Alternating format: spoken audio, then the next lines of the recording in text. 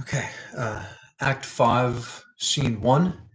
Um, Act 5, Scene 1 is the graveyard scene for many people's money, Shakespeare's finest hour, right?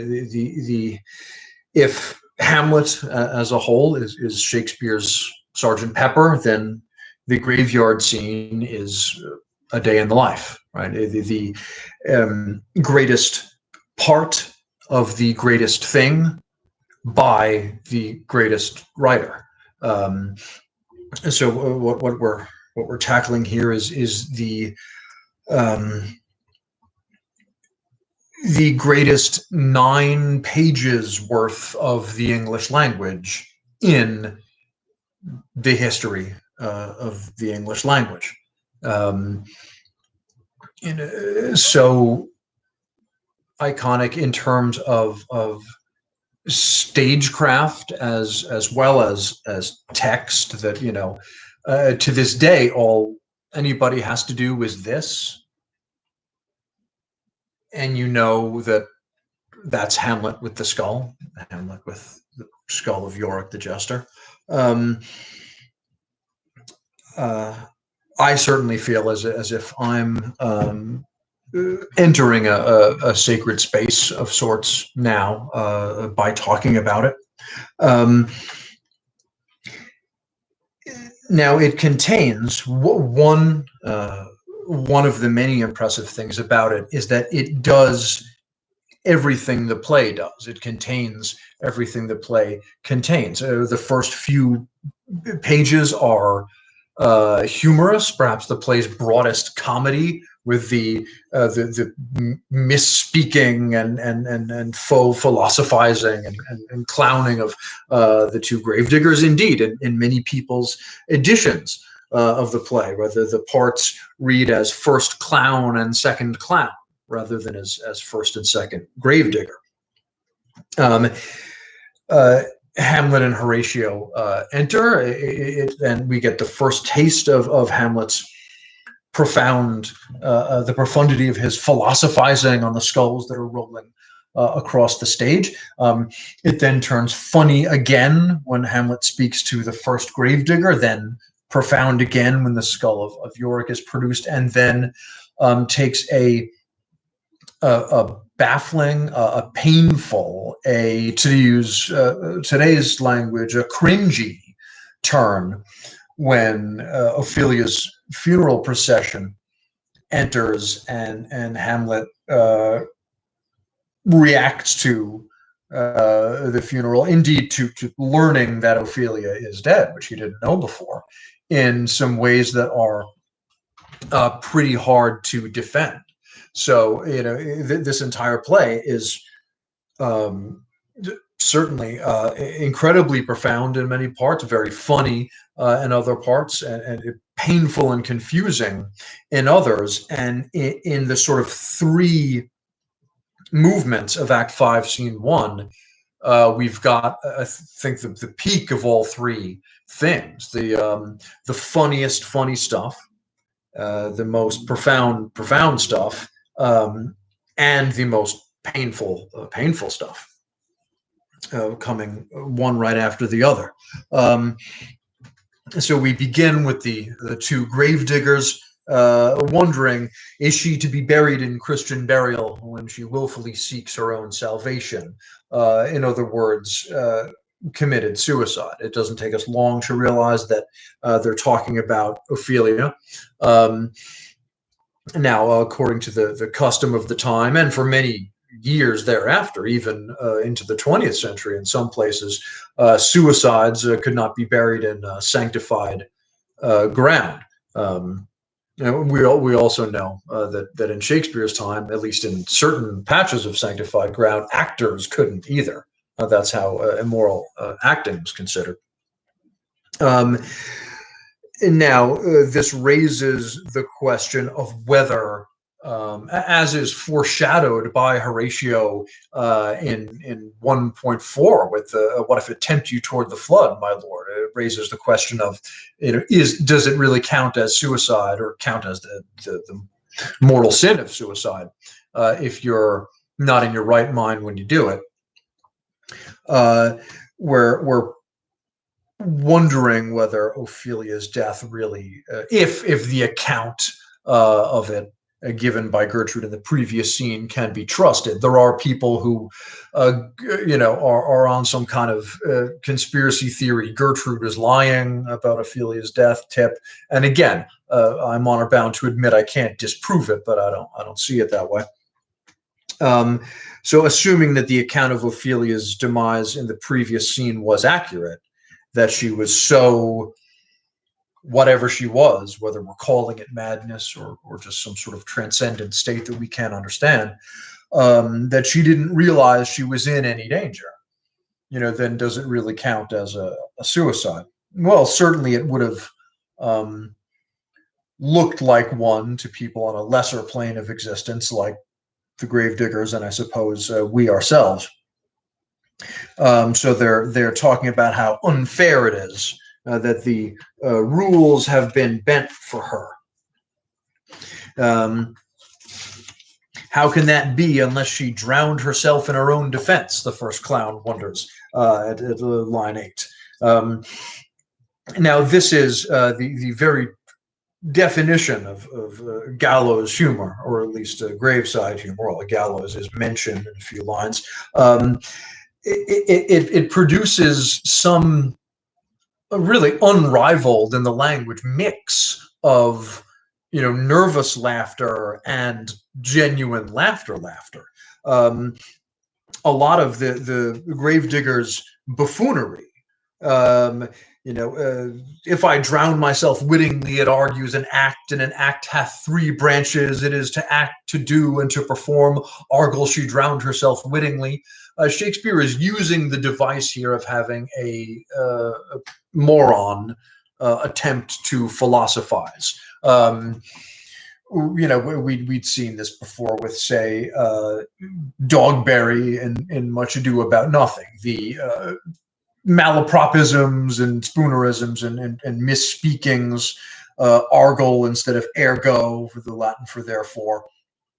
Things that sound like philosophy but aren't really. An act hath 3 branches. It is to act, to do, and to perform.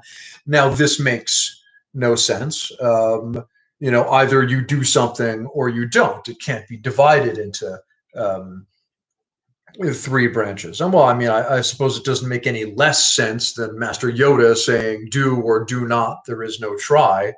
Doesn't make much sense when you think about it either, but people accept that as wisdom. Maybe it's all about how hard you can sell it when you're saying it. But as always, in the comic scenes, to use Shakespeare's own or Hamlet's own phrase from the beginning of Act 3, Scene 2, even in the funny scenes, some necessary question of the play be then to be considered, right? That's why your clowns should speak no more than is set down for them, as Hamlet tells the actor at the beginning of 3-2. Even in the goofball nonsense of the 2 gravediggers, we're hearing the main themes echoed. The fact that, in the line we were just talking about, an act does not, in fact, have 3 branches: to act, to do, and to perform. Those things are synonyms, not stuff you can divide an action in, right? Either you do something or you don't. Now, hearing ourselves say it, we realize, oh, that's been Hamlet's problem this whole time, right? He's trying to subdivide an action into branches, when that really can't, at least the action he's been tasked with, it can't be subdivided. If you've got to walk up to a guy and stab him, either you do that or you don't. There's no, stabbing him part 1, stabbing him part 2, stabbing him part 2B, the research and development stage of murder. So we're being reminded of this in the gravedigger's nonsense. If the man go to this water and drown himself, it is willy-nilly he goes, mark you that. But if the water come to him and drown him, he drowns not himself. Argal, he that is not guilty of his own death shortens not his own life. Even in there, we hear ideas of perspective, right? Whether the man goes to the water or the water comes to him, well, it sort of depends on where you're, whose perspective you're seeing it from. Just as what the sun and the moon and the other planets are doing, as has been referenced several times throughout the play. The second clown, around line 23, cuts more near to the bore of the matter. If this had not been a gentlewoman, she should have been buried out a Christian burial. In other words, because it was a rich woman, a noblewoman, the rules were bent. The first clown agrees, remarking, "The more pity that great folk should have countenance in this world to drown or hang themselves more than they're even Christian," meaning more than their fellow Christians. So this echoes Claudius's, offenses gilded hand may shove by justice from 3.3, that at least on this side of the veil of reality, the rules get bent for the rich and powerful, even with respect to things that are supposedly matters of faith, supposedly matters of the one domain where we're all equal. So their valid points are juxtaposed with, really low-hanging fruit jokes. Adam was the first that ever bore arms, the first gentleman that ever bore arms, the first gravedigger says. The second gravedigger observes why he had none, arms meaning weapons. What art a heathen? The first gravedigger responds, how dost thou understand the scripture? The scripture says Adam digged. Could he dig without arms? So even Shakespeare, punning on that corny even then double meaning of arms, like the things your hands are at the end of, and arms as in weapons. The right to bear arms, referring to short sleeve shirts and all that. We move from there into what is he that builds stronger than either the mason, the shipwright, or the carpenter? The answer eventually being revealed to be a grave maker, for the houses he makes lasts till doomsday. A long night of grave making, it appears, and while the first gravedigger is continuing to dig what we, the audience, now know to be Ophelia's grave, Hamlet and Horatio enter. Hamlet's first line in the scene, his first line in person since returning, courtesy of the pirates from the aborted mission to England. Has this fellow no feeling of his business? Sings at grave making. Horatio astutely responds that custom hath made it in him a property of easiness. In other words, well, he's dug so many graves, it's not creepy to him anymore. Hamlet's response, 'tis e'en so, the hand of little employment hath ever the daintier sense. In other words, things only creep people out if they haven't had to do so much work, right? They haven't had hard enough lives that the very idea of being creeped out by something begins to seem like a luxury. If you have no choice but to work in one, graveyards, in other words, cease to be scary. They simply become, your workplace, to feel like, our offices do to the rest of us. Now, whether Hamlet, and a bit of self-criticism, consciously or perhaps subconsciously has himself in mind when he says, the hand of little employment hath the daintier sense, realizing perhaps on some level that, the fact that he's been a spoiled prince his whole life is what, or at least is part of what, has kept him from being terribly efficient when it comes to revenging. He's come up with reasons not to do what he needs to do because his hand has been, at least so far in his life, one of little employment. The skulls rolling across the stage. Now, this is something modern readers sometimes need explained to them. They did used to reuse graves, especially in cemeteries that were sanctified ground, cemeteries where some dirt from the Holy Land had been sprinkled. The among other treasures, the Crusader Knights brought back dirt from Jerusalem and such places, and gave them to churches so they'd be buried in dirt from the Holy Land, even if it was only a few handfuls worth of it.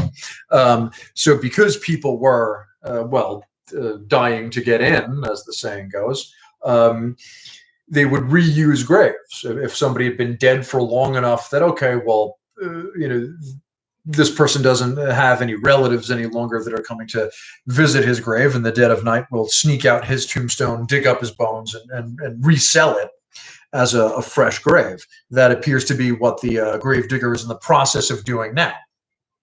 To make room for what we will see in a couple of pages is Ophelia's body. He's throwing up over his shoulder older bones and older skulls that are morbidly rolling across the stage. Hamlet observes that they're being treated with disrespect. Around line 72, that skull had a tongue in it and could sing once, contrasting the rolling skull with the gravedigger's own singing as he does it. How the knave jowls it to the ground as if 'twere Cain's jawbone that did the first murder. Now, Hamlet doesn't explicitly connect the two, but there's another reference to the murder of a brother by a brother, the murder of Abel by Cain from Scripture, the murder of one brother by another being the central crime of this play. Even referenced along those lines by the murderer himself, by Claudius himself, back in 3:3, when he is attempting to pray and begins, "Oh, my offense is rank, it smells to heaven, it hath the primal eldest curse upon it, a brother's murder." So for the next few movements of the poetry here, Hamlet hypothesizes about what the professions of the people whose skulls we see rolling across the stage might have been in life. This might be the pate of a politician, which this ass now o'erreaches, one that would circumvent God, might it not? The irony of the fact that the even lower than the actors, a person of very lowest station in the play, the gravedigger, now has power over the bones of power to disrespect the bones of these people who might have been quite noble and powerful in life. It's an echo, an even grosser one, of Hamlet's circle of life stuff from Act 4, Scene 3. A man may fish with a worm that hath ate of a king, and eat of the fish that hath fed of that worm. Remarking, when he's asked what he means by this, nothing but to show you how a king may go a progress through the guts of a beggar. So that grand reversal in death from what we were in life, we have another example of it here. He remarks of the next skull, or of a courtier, which could say, "Good morrow, sweet lord, how dost thou, sweet lord?" This might be my lord such a one that praised my lord such a one's horse when he meant to beg it, might it not? The irony there being that, this skull that now has no tongue, no lower jaw, and lacks the ability to speak, wasted that ability on BS when it had it. When it was alive and could speak, spoke nothing but flattery and lies, rather than anything important or interesting.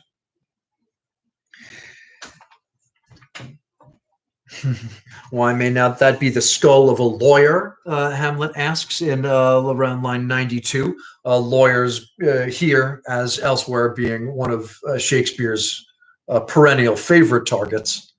Someone once observed that on the subject of how little we actually know about Shakespeare's life. Someone once remarked that, the only thing we can, one of the only things we can say for sure about him is that he didn't like lawyers. Why may not that be the skull of a lawyer, where it be his quiddities now, his quillities, his cases, his tenures, and his tricks? Why does he suffer this mad knave now to knock him about the sconce with a dirty shovel, and will not tell him of his action of battery? Why isn't he suing about how disrespectfully his skull is being treated? The answer, once again, of course, being because he's dead. It's something that should be obvious, or to use Horatio's phrase, something that needs no ghost come from the grave to tell us. But it's always sobering to be reminded of it, that the things we did so habitually in life, we are not going to get to do forever. This fellow might be in his time a great buyer of land, Hamlet asks next. Is this the fine of his fines and the recovery of his recoveries, to have his fine paid full of fine dirt? Will his vouchers vouch him no more of his purchases, and double ones too than the length and breadth of a pair of indentures? The very conveyances of his lands will scarcely lie in this box, and must the inheritor himself have no more. What a great phrase. Just lines 103 through 105. The very conveyances of his lands will scarcely lie in this box, and must the inheritor himself have no more. In other words, all the deeds to all the property this guy owned when he was alive wouldn't even fit in the coffin. Right? The coffin, the grave, wouldn't be even enough space to hold the pieces of paper representing the deeds to all the land he owned. But when it's all over, he doesn't get any more land than any of the rest of us do. A 6 foot by 6 foot by 3 foot hole.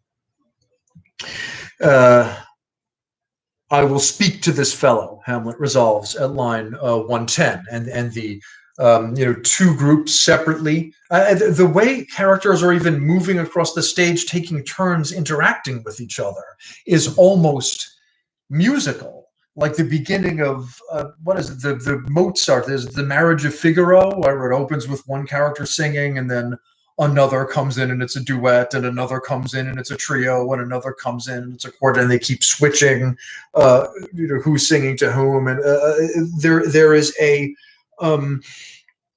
operatic, even though it's just text, and mostly prose too. We talk about Shakespeare as writing poetry, as writing verse, and which he does most of the time. But let us not forget that what is very possibly Shakespeare's finest hour, the graveyard scene of Hamlet, is done at least up until the funeral procession comes in entirely in prose, except for when Hamlet, perhaps ironically, breaks into blank verse for a few lines at around line 199.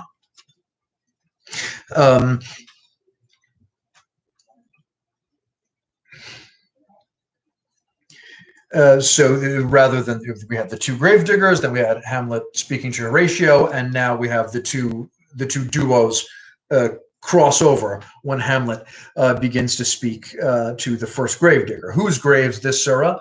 He asks. The gravedigger responds accurately enough, "Mine, sir." "I think it be thine indeed, for thou liest in it. You lie out on it, sir, and therefore 'tis not yours. For my part, I do not lie in it, and yet 'tis mine." Continuing the pun, Hamlet responds, "Thou dost lie in't to be in't, and say 'tis thine. 'Tis for the dead, not for the quick. Therefore thou liest." "'Tis a quick lie, sir. 'Twill away again from me to you." "What man dost thou dig it for?" Hamlet asks. "For no man, sir," the response. "What woman, then?" "For none neither," the response. Hamlet being, as far as he knows, out of options, there being only two genders back in 1599, finally exasperatedly asks, "Who is to be buried in it?" "One that was a woman, sir, but rest her soul, she's dead," the gravedigger responds, once again, from a certain point of view, perfectly logically. So we see what the joke is here. The gravedigger takes everything Hamlet says literally, so literally that what the actual response will be, or how his own speech has been taken, doesn't even occur to Hamlet. How absolute the knave is. We must speak by the card, or equivocation will undo us. Hamlet himself shruggingly assesses the state of the conversation around line 129. Now, it is here that we might observe that, amazingly as it is to think of it this way, it completely works. This scene, or at least the first 2/3 of it, is essentially a Marx Brothers routine. Right? Hamlet is Groucho, Horatio is Zeppo, the first and second gravediggers are Chico and Harpo. Right? The scene begins with, as was the case in so many scenes in their films, the first gravedigger nonsensically instructing the second, as Chico would have been doing to Harpo, who usually plays his assistant. You could hear them doing this. I like that went well. The gallows does well. Of course, we'd have to find a way for the second gravedigger to do his part entirely with horn honks and with props. It could be done. He could, answer the riddle by pulling a gallows, little gallows out of his coat.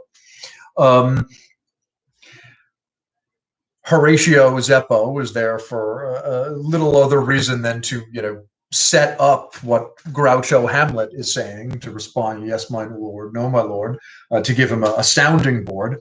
And then when the two halves intersect, when there's finally a scene between Groucho and Chico, right, like the Tootsie Footsie ice cream routine, or any number of others, it's the gravedigger who bests Hamlet, who has been the indomitable wit of the whole play so far, by misspeaking so much and being so outside the box and or literal minded that he's transforming the great wit's own speech back to him.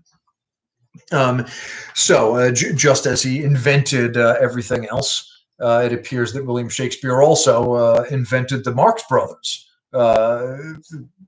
3 1/5 centuries early, and the proof is in this very scene. Now we have got the double dramatic irony in this conversation, that Hamlet does not know that the grave he's asking about is Ophelia's. He knows that one that was a woman, sir, is to be buried in it, but doesn't suspect who. He doesn't even know that Ophelia is even dead. Horatio has presumably been looking for the right moment to mention this. He's got to be, awkward for him when he sees the funeral procession start to come in, and Hamlet is asking, who is this they follow and with such maimed rites? Horatio's I was meaning to tell you, but it's too late, and he finds out the other way, because Horatio has to know. He's been, as far as we know, hanging out at Elsinore this whole time. Anyway, so we've got the double dramatic irony of Hamlet doesn't know it's Ophelia's grave, and the gravedigger doesn't know that the guy he's talking to is the famous crazy Prince Hamlet. Hamlet asks, "How long hast thou been a grave maker?" And in lines 134 and 135, the 1G, the first gravedigger, responds, "Of all the days in the year, I came to it that day that our last King Hamlet overcame Fortinbras." So now we've got some cosmic irony, something that, ends up fitting in a weird way that doesn't make sense according to any explanation we can come up with. Hamlet, presumably knowing the answer, but pretending he doesn't. Which, now that I think about it, would be an example of Socratic irony. Damn, how many different types of irony is Shakespeare using on this page? Anyway, cannot you tell that? Any fool can tell that. It was the very day that young Hamlet was born. He that was mad and sent into England. The gravedigger responds, not knowing that he's talking to that very Prince Hamlet. We, the audience, of course, know this. We know both things. We know that Ophelia's dead and it's her grave. We know that the guy he's talking to is Prince Hamlet. So double dramatic irony. Two things that we, the audience, know, but the two characters don't.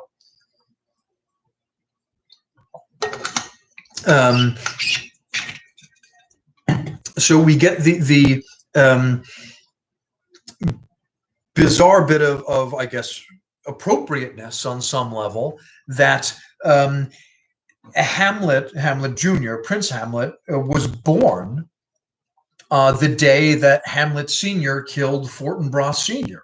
in that single combat that we heard about, related by Horatio so many pages ago, back in 1.1, the play's very first scene. So the mirroring of the prince in Denmark and over there in Norway, or I guess at the moment in Poland, fighting them over a little scrap of land that hath in it no profit but the name, as we were informed in Act 4, Scene 4. These two princes who've never met, or who just missed each other by half a heartbeat back at the beginning of 4.4, of Fortinbras leaving the stage at one end just before Hamlet enters at the other to have a conversation with his captain. Here's another bit of sort of cosmic linkage between the two of them. Hamlet was born on the very day that his dad killed Fortinbras's dad. So in addition to the sort of, dude cosmic effect of that, we have the long shadow of fate, the idea that, what eventually ends up happening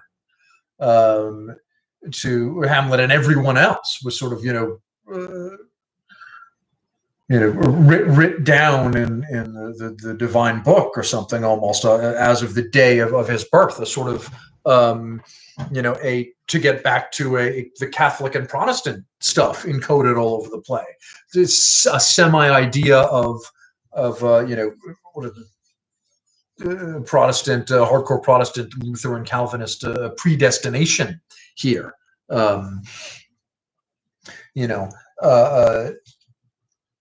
I guess possibly if we could join that, if we wanted to come back to my own theory that the to be or not to be speech was switched at the last minute with Jaquiz's "All the World's a Stage" from As You Like It, which Shakespeare was working on at the same time. The idea of everything being scripted would lend a sort of additional the idea that speech would maybe at some early stage was intended for this play rather than for the comedy that Shakespeare was writing contemporaneously. So we get this joke about why England, 'twill not be seen in him there the men are as mad as he, ha ha ha, joke about England, even though the play is set in Denmark. That presumably gets a big laugh back at the Globe, as does how came he mad? Very strangely, they say, Ian with losing his wits. Upon what ground? Why here in Denmark? But the gravedigger responds. Hamlet, of course, meant upon what ground, as in for what reason, and the gravedigger, as befits his shtick, takes it literally. The laugh from the "why here in Denmark" line is still hanging in the air when he remarks, he finally answers the initial question, right? How long hast thou been a gravemaker? By saying, I have been sexton here, man and boy, 30 years. Now, so wait a minute. He's been a gravedigger for 30 years. His first day on the job was the day that Prince Hamlet was born, which was also the day that Hamlet Sr. slew Fortinbras Sr. So that means, well, for the first time in the play, we're explicitly told Hamlet's age, and it's 30. Now, this is a famous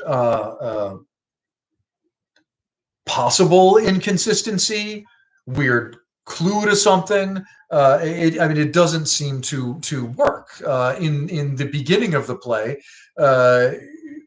Hamlet was freshly returned from his studies at the University of Wittenberg, so he's college age.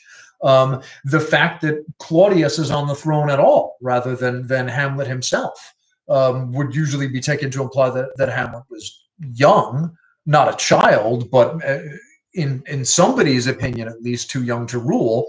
And here we're told he is 30. Certainly, people much younger than that in the Middle Ages and in Shakespeare's own time were happy or unhappy kings and queens made. So, in short, what is the deal with Hamlet being 30? What is even the point of that? I mean, it's not like Shakespeare needs to say his age, right? It's very rare in all of Shakespeare's work for him to bother establishing exactly how old someone is. He like the only other examples I can even think of. We know that Juliet is 13. We even know her birthday, July 31st. But aside from Hamlet and Juliet, I can't think of too many other characters where Shakespeare tells us exactly how old they are. Now, with Romeo and Juliet, it's relevant to the plot that they're as young as they are. There's absolutely no reason to bother explicitly stating how old Hamlet is at all. And if you're going to do that, it makes no sense to say he's 30. So Shakespeare must be going for something here, because if you're not going for something, why you could have had all of the same, it's his birthday was the gravedigger's first day on the job. He was born on the day his dad killed Fortinbras's dad. You could still have all that without putting a number on how old he is. So it's as though, even though, only 5 or so months have gone by, we know that, let's see, Hamlet's father has been dead for nay, not so much, not 2 months in Act 1, Scene 2. We know that it is twice 2 months or 4 months as of Act 3, Scene 2, according to Ophelia, since Hamlet's father's death. So just under 4 months since the play has started as of 3.2. Let's assume that Hamlet is his trip to England is more or less immediate after that, and that it takes him at most he's gone for a few weeks. So at most maybe 5 months has gone by. Certainly, it's not enough time for someone who was college age in Act 1 to now be 30. Unless he was, he could have been getting a PhD, I suppose, but those didn't really exist in the Middle Ages. But then again, neither do a ton of things that Shakespeare mentions in the play, from rapiers on down. Shakespeare could be going for a kind of meta theatrical joke that so much has happened to Hamlet. He's grown in wisdom so much that he somehow ages 10 years from Act 1 to Act 5, even though only a few months have gone by.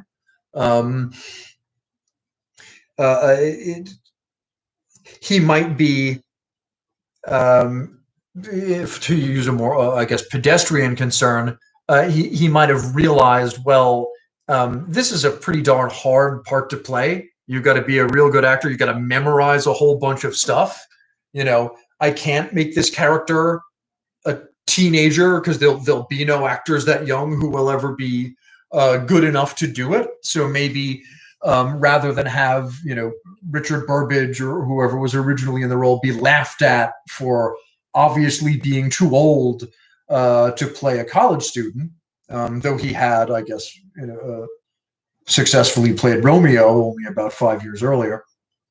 Maybe Shakespeare states that Hamlet is 30 just so people who are old enough to be that good at acting will be able to play the part without being aged out of it. Or it could be, perhaps most tantalizingly of all, for people who are into the question of whether the so-called Hamlet, a play about Hamlet that we know bombed on the London stage in around 1588, 1589 or so, whether that was by a very young William Shakespeare, whether it was his first play, and that the Hamlet we have today is a revision of it. This could be an in-joke about that, right? Just as possibly when Hamlet is greeting the actors at the end of Act 2, Scene 2, and goes up to apparently the chief of the actors and says, old friend, thy face is valanced since I saw thee last. This could be Hamlet greeting William Shakespeare himself, saying, "Oh, you've grown a beard since we last met." Meaning since the last time you wrote a play about me, since it, and since it's been about 10 years, 11 or 12 years since the Hamlet, whoever wrote it, was played, this could be another joke about that.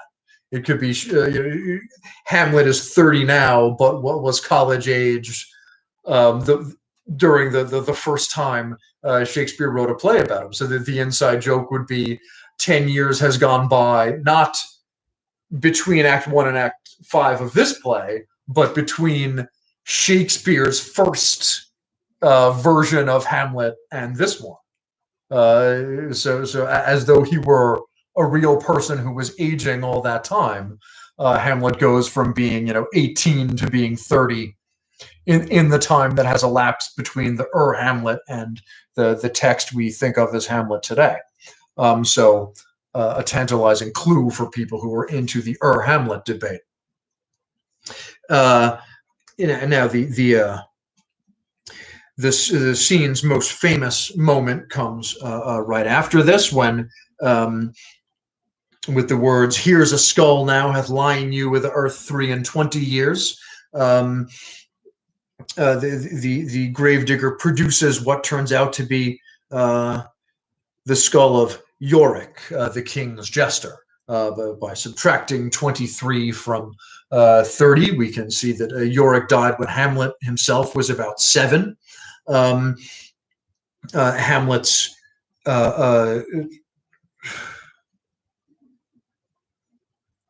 reaction to being handed the skull of this guy he remembers playing with when he was so young is, of course, justly famous. We'll visit it, I suppose, in its entirety before comment.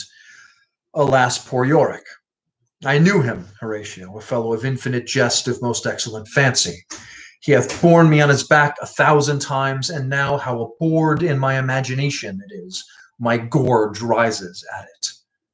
In other words, the happy memory he has of this guy has now turned, being handed his skull, into something where he's, as they say on the internet these days, "I just threw up in my mouth a little bit," is what Hamlet means by "my gorge rises."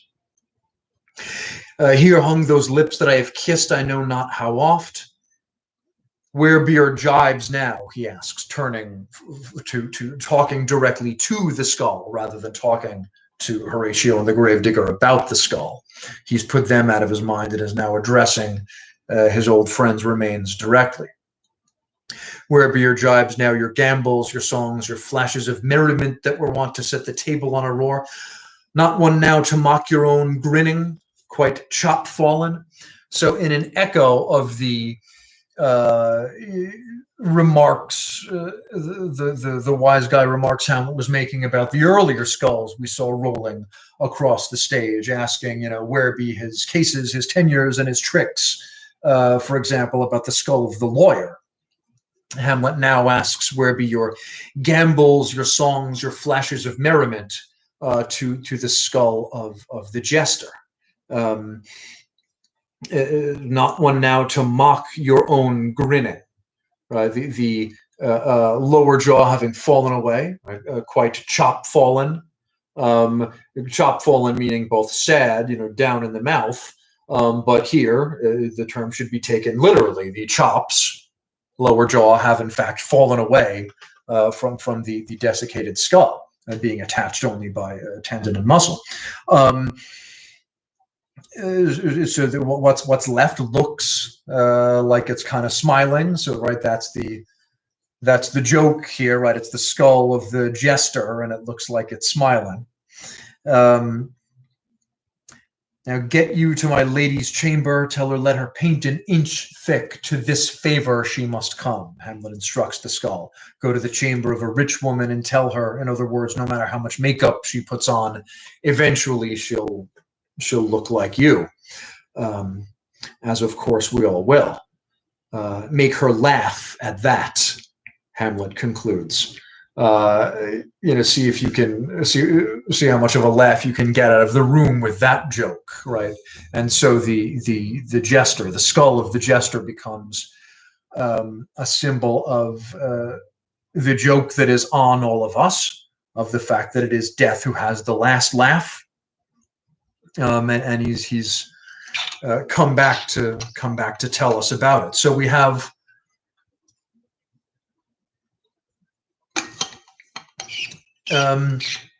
not one but two fathers of Hamlet's who come back from the dead in this play.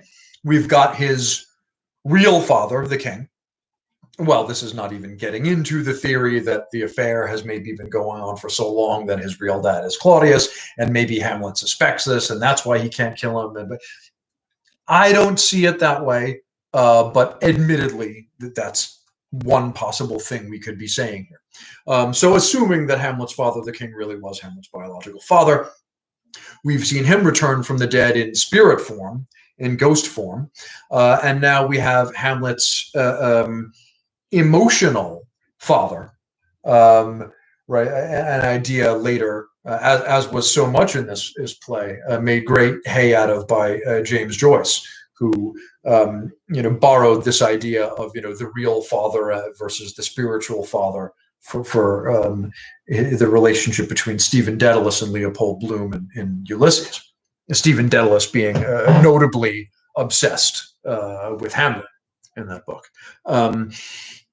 Now we have Hamlet's emotional father, Yorick the Jester, coming back from the dead, not in spiritual form, but in physical form. His earthly remains coming back to have a conversation with Hamlet, a sort of a one-sided conversation, but still, just as the spiritual essence of his biological father came back in the first act, we've got the physical remains of his adoptive, in a sense, father coming back in the last act, to initiate the end of the play, to close the action just as the return of the spiritual father began it. Now this idea of Yorick as acting like a surrogate father to Hamlet, well, he says, here hung those lips I have kissed, I know not how oft. He hath borne me on his back 1,000 times. Hamlet, evidently, when he was young, Yorick having died when he was 7, Hamlet evidently spent a great deal of time hanging out with, being, fathered by, or at least dadded by, Yorick the Jester. His father, Hamlet Sr., presumably would have been very busy with king stuff. We learn just on the previous page that his father was not even present for his own birth. He was busy killing Fortinbras Sr. in single combat on that day. He might have scheduled it for a different time, right? It's not like he has a boss ordering him to go into single combat when he says he's king. He could know, I'm about to have a kid, schedule the single combat for some other time. But no, that was his priority eventually, evidently. So, although we hear Hamlet talk a lot about how great a king his father was, so excellent a king, and phrases like this, we don't hear him talk much about his father being so excellent a father, right? It's memories of how wise a lawgiver and how capable a warrior he was, rather than memories of playing catch in the backyard or whatever it was that fathers and sons did instead of that in the Middle Ages. Yorick, the jester, was evidently the stuff that the guy that Hamlet did that stuff with, and this says, I think it says quite a bit about Hamlet's personality. The fact that even though he is, so depressed that he can't stop with the jokes, the fact that we suspect all throughout the play that he'd much rather be an actor than a prince, and certainly much rather be an actor than a revenger.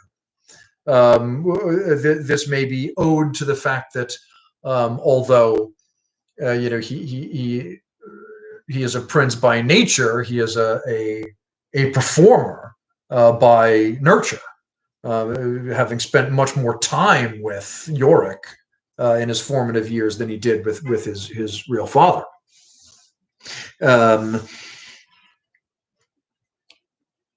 Dost thou think Alexander looked in this fashion in the earth? Hamlet continues, meaning Alexander the Great. Why, may not imagination trace the noble dust of Alexander till it find it stopping a bunghole? In other words, where you put the cork in a beer bottle or a liquor bottle, or a barrel. Horatio balks at this, either because it's disrespectful or just because it would require too many leaps of logic, to consider too curiously to consider so. No, faith, not a jot, Hamlet responds, but to follow him thither with modesty enough and likelihood to lead it, as thus Alexander died, Alexander was buried, Alexander returneth to dust, the dust is earth, of earth we make loam, and why of that loam whereto he was converted might they not stop a beer barrel? We go back into the dirt and rot after we die, whatever we were once made of, the nitrogen and everything else, goes back to the soil. We make clay and spackle and building materials like this out of soil that would once, that must on some level, right? Science in Shakespeare's day wouldn't have known to say, the atomic level. But he's Shakespeare, or Shakespeare through Hamlet, the greatest poet through his greatest creation, is sensing what eventually we would be able to call the atomic level, or to talk about atoms passing out of your body and into something else. Imperious Caesar, dead and turned to clay, speaking poetry, speaking verse for the first time in the scene. Imperious Caesar, dead and turned to clay, might stop a hole to keep the wind away. And rhyming verse at that. Oh, that earth which kept the world in awe should patch a wall to expel the winter's flaw. Hamlet observing that even the greatest, certainly according to the historians of that time, the greatest people who ever lived, Julius Caesar or Alexander the Great, might now, on some physical level, have turned into, the cork in this stupid gravedigger's liquor bottle, or to the spackle we use to fix a wall. Now, this is, it could be seen as a sort of a joking expression of disrespect, but also of a sort of cosmic leveling. I think Hamlet is looking up rather than down when he speaks these lines. It recalls the grosser, eating of a fish that hath fed of the worm that hath ate of the king, stuff from Act 4, Scene 3, when he's trying to get a reaction out of Claudius. But it is not presented as sort of potty humor, going a progress through the guts of the beggar, as the stuff in that scene was. There we had Hamlet obsessed in a sort of nihilistic way with the things rank and gross in nature that he had had such little use for in Act 1, Scene 2 in his first soliloquy, wanting the too solid flesh to melt, as it now has in the case of Caesar and Alexander and Yorick. And being only concerned with the higher things of the next world and of God's will. Here we see, for the first time in the play, Hamlet do all of it at once, right? The things rank and gross in nature, right? The rotting and repurposing in other forms of the bodies of Caesar and Alexander is not presented as something that should disgust us, but as something, once again, dude, cosmic. It is religious in a, centuries later, Walt Whitman singing The Body Electric kind of way, religious or spiritual in that way. We're all stardust, we're all stopping a bunghole. Without mentioning, God or souls or angels or ghosts or any of it, prompted to it not by the father's ghost, but by the other father's skull, right? The profundity of this world, all the profundity we can get on this side of the curtain, on this side of the veil, on this side of the cosmic Eros. And he manages to make profundity out of it. He manages to make a kind of secular spiritualism, a profundity and eternity without recourse to ideas of divinity, out of this realization about the dust of Alexander. So it's in these lines that we see Hamlet come a full circle and finally be able to unite this, the God and souls and angels and God's will stuff that he was on before the stabbing of Polonius, and the guts and decay and death and stinking and graves stuff he was on afterwards. He's now able to unite it all and create this completely new poetry that is divine while being purely scientific in terms of what happens to our bodies rather than our souls at the same time. It is his grandest moment in terms of both his verbiage and his philosophy in the play so far. It exceeds, for the first time, it exceeds To Be or Not to Be, which was his sort of greatest home run poetically in the play so far. And then, just like Act 3, Scene 1, where he does To Be or Not to Be, Hamlet immediately has to turn around and completely ruin it, right? Just as To Be or Not to Be is immediately followed by the callous, coarse, and utterly undeserved rejection of Ophelia with all that get thee to a nunnery stuff in Act 3, Scene 1. We're ready to applaud, the greatest soliloquy of all time, and then, oh, the scene's not over. Okay, now he's screaming at Ophelia for some reason. Yeah, I kind of don't want to applaud for this guy anymore. Same thing here. He does Alas Poor Yorick. He does the Noble Dust of Alexander stopping a bunghole. And it's then that the funeral procession, Ophelia's funeral procession, which Hamlet doesn't know, enters. The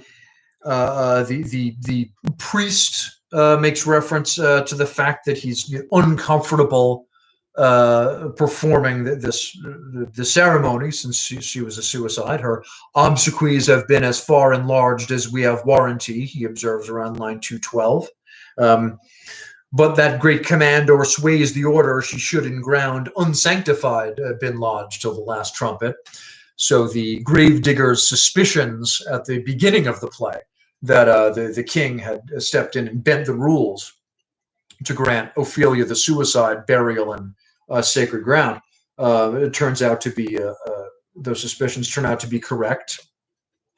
But it's not until Laertes takes umbrage at this and responds, "I tell thee, churlish priest, a ministering angel shall my sister be when thou liest howling," at line 226. It's not until he hears Laertes, who has not been on stage at the same time as Hamlet, though Hamlet presumably recognizes him, saying that is Laertes, a very noble youth, mark, to Horatio at line 210.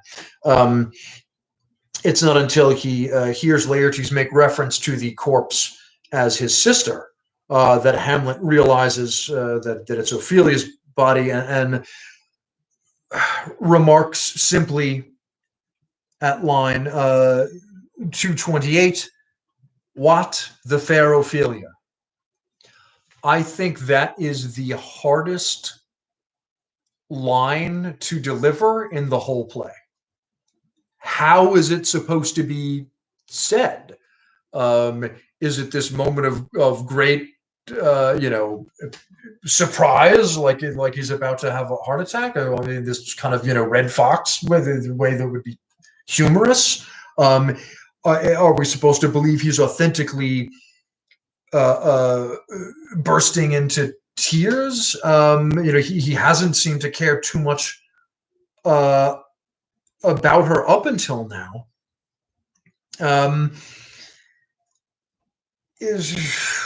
Laertes leaps into the grave in grief at line 236. "Hold off the earth a while till I have caught her once more in mine arms. Now pile your dust upon the quick and dead." He leaps into Ophelia's grave, her grave presumably the same sort of trapdoor area on the stage into which the ghost vanished, in the puff of smoke in Act 1, Scene 5, with his "Adieu, remember me," now serving as Ophelia's grave. Laertes leaps into it, at first saying, "Don't throw on the dirt till I've hugged my sister one last time," and then upping the ante to, "Now pile your dust upon the quick and dead till of this flat a mountain you have made to o'ertopple Pelion." In other words, bury me alive with her. I'm so torn up about my sister's death. And it is that, serious or not, it's that moment that prompts Hamlet to jump out of the bushes, asking, "What is he whose grief bears such an emphasis, whose phrase of sorrow conjures the wandering stars?" Ambiguous whether he's referring to Laertes' expression of grief or to his own, since he does close it by announcing, "This is I, Hamlet the Dane."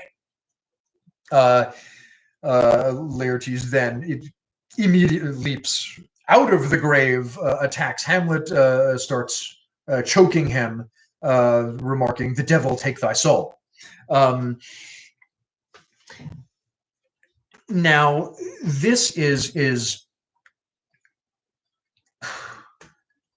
it's hard to forgive Hamlet for any of this, and it is hard, I think, maybe harder for an actor to know how to play Hamlet here than anywhere else in the play. Hamlet,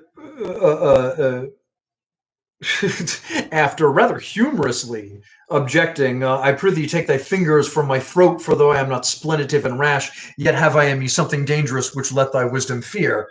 In other words, even though, I don't commit violence as quickly as some people do, I'm still capable of it. I mean, this is almost a joke. We now being in the penultimate scene of the play, where this guy has been not yet getting around to committing violence for many, many pages now.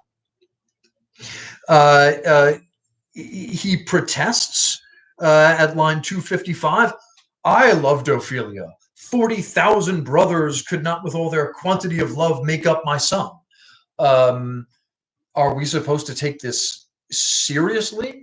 Does Hamlet expect anyone to believe it? He certainly did not act as though he loved Ophelia when she was around, or even when he was alone. He never once mentions her in any of his private thoughts or any of his soliloquies. Doesn't mention her at all until she enters at the conclusion of To Be or Not to Be in 3.1. Now, and he continues taunting Laertes. Show me what thou do for her, would weep, would fight, would fast, would tear thyself, would drink up Isel, eat a crocodile, I'll do it. Dost thou come here to whine, to outface me with leaping in her grave? Oh, in other words, you're jumping in her grave to show me up. Absurd, since none of these other people even knew that Hamlet was watching when Laertes did that, and Hamlet then was prompted to reveal himself. Nay, and thou mouth, I'll rant as well as thou. And the last things Hamlet says in the scene, again, to Laertes, hear you, sir, what is the reason that you use me thus? I loved you ever, but it is no matter. Let Hercules himself do what he may. The cat will mew and dog will have his day. So every dog has his day coming from this. Now, dismissing Laertes as a dog, his expressions of grief as a cat mewing, asking him in apparent complete seriousness, hear you, sir, what is the reason that you use me thus? In other words, what are you so mad at me about? Hamlet acting as though he genuinely has no idea why Laertes exclaimed, the devil take thy soul, and leapt on him and started strangling him and had to be pulled off as soon as he saw him. I mean, how is Laertes does not respond, right? Laertes does not speak again in the scene. In fact, after saying, the devil take thy soul, he only gets the one line to Hamlet in 245.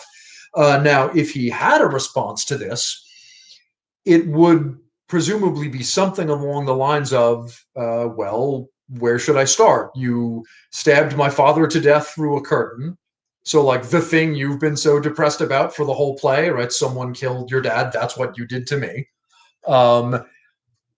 Then you also, drove my sister insane and then to suicide, possibly after, knocking her up and then dumping her.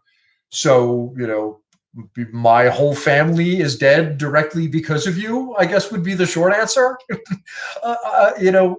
Is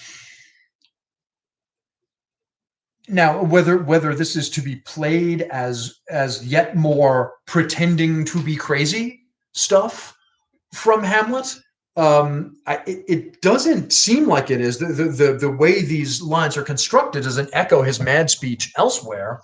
And if it is, what in the world would even be the point of continuing to do the look at me, I'm crazy stuff at this point in the play?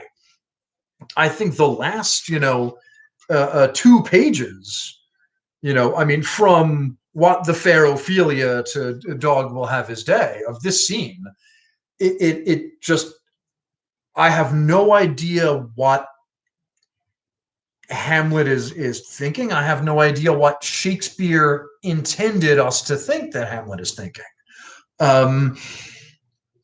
In addition to the how can a guy this intelligent genuinely not know why Laertes is mad at him? We've also got the absurd hypocrisy, not only of the not getting the, I killed his dad when my whole deal is that someone else did that to my dad, but the even arguably greater hypocrisy of at line 240, what is he whose grief bears such an emphasis? Like, oh, look at this guy being performatively sad. That's kind of Hamlet's whole thing. Since the moment we met him back in 1.2, being performatively sad in a way that society deems inappropriate, over the death of a loved one. Um, so Hamlet, in short, is doing to Laertes in these closing 2 pages here exactly what Claudius was doing to Hamlet in 1.2, finger wagging or scolding him about how his grief is unmanly, socially inappropriate. Um, Hamlet has I mean, talk about someone who has no business lecturing someone else about something. Obviously, Hamlet has no business lecturing anyone about a display of grief that society deems inappropriate. And the fact that, as was the case in Act 1, Scene 2, though we didn't know it yet, the fact that the lecture is coming from the murderer himself, Hamlet being the murderer of Laertes' whole family, directly in the case of Polonius, and indirectly, though he is still ultimately to blame in the case of Ophelia. So we have Hamlet ruining all of that great "Alas, poor Yorick" stuff that he was doing just a couple of pages ago, with, I think, the single moment in the entire play where it's hardest to defend him, or even to understand him. All we can do is ask, like with the transition from the heights of "To Be or Not to Be" and how much we love him, to the lows of "Get Thee to a Nunnery" in Act 3, Scene 1, and we're wondering, God, is this the same guy? We're left just shaking our heads about how the same guy can be so smart and so stupid. And the only guess I can make about Shakespeare's intent here is that he wants us to put it that way, and then turn the question around to ourselves. What if, how would the people who know us, or God, if we want to bring God into it, be able to reconcile our best moment with our worst moment? How can this be the same person? And we would certainly be at a loss to explain it about ourselves. Now probably in most of our cases, it wasn't in front of the same audience. The only audience who would have witnessed both moments would presumably be God, just as the only people, the only beings who witness Hamlet's best moments and also his worst ones are we, the audience. Horatio and the Gravedigger hear "Alas, poor Yorick," but for a lot of Hamlet's other fine moments, he's alone. So there's yet another echo of this sort of, the audience is God type of thing. So we can, what we ask about Hamlet, we can ask about all people. Now he turns around and he's got the greatest thing he ever says and the stupidest BS he ever says inside of 5 minutes. In most of our cases, our best and worst moments are separated by years. But for the whole human race, we, as Shakespeare must have known, how can the same animal, that builds ships and does mathematics and writes plays and gives Christmas presents to our children, how can this be the same animal that also invented war and racism and robocalls about your car's extended warranty? The best things and the worst things that have ever been done on the planet Earth were done by people. Human beings are simultaneously the smartest and the dumbest animal. And so as our most expansive fictional representation, Hamlet, the Prince of Denmark, is, I suppose, simultaneously the smartest and the dumbest guy. And he's got one scene left to Hamlet in. See you next time for Act 5, Scene 2.